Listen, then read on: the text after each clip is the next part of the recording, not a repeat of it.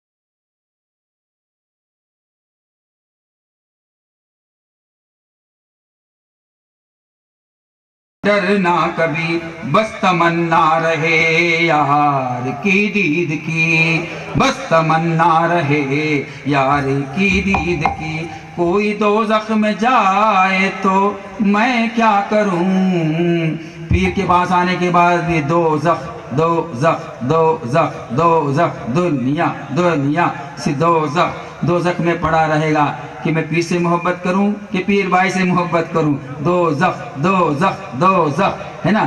ہمیں ایک زخ میں رہنا ہے، دو زخ میں دو ناؤں میں پیر رکھے تو ڈوب جائے گا، جلدی پہنچیں گے نہیں، اسی کے لیے دو زخ میں نہیں۔